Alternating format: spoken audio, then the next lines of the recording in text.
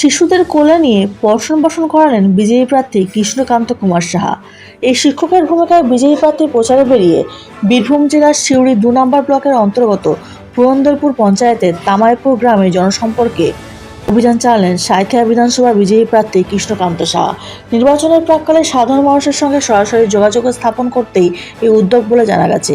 গ্রামবাসীদের সঙ্গে কথা বলে তাদের বিভিন্ন সমস্যা ও দাবি দেওয়ার কথা শোনান তিনি। এদিন কর্মসূচিতে একটি বিভিন্ন দিকও লক্ষ্য করা যায়।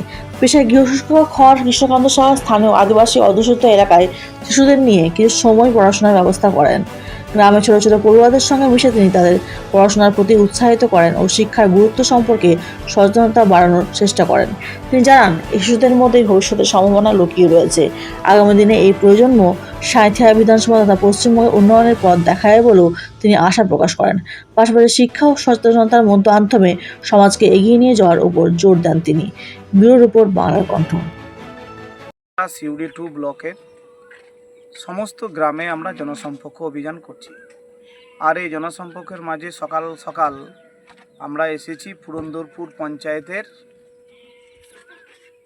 আমরা তাপাইপুর গ্রামে। আর সেই তাপাইপুর গ্রামের আদিবাসী অধ্যুষিত গ্রামের ছেলে মেয়েদিকে একটু পড়াশুনো করলো, তাদেরকে একটু কোলে নিয়ে ছোট ছোট ছেলেদিকে লেখাপড়া করাইলাম।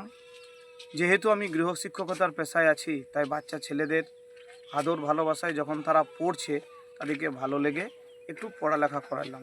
কারণ আগামী দিনে এরাই ভবিষ্যৎ, সাঁইথিয়া বিধানসভা তথা পশ্চিমবঙ্গের আগামী দিনের ভবিষ্যৎ এই শিশুরাই। কারণ কবি বলেছেন যে এই শিশু দিকেই বাসযোগ্য করে যাবে। আপনারা জানেন যে কবির সেই বিখ্যাত লাইন, তাই শিশুরাই সম্পদ।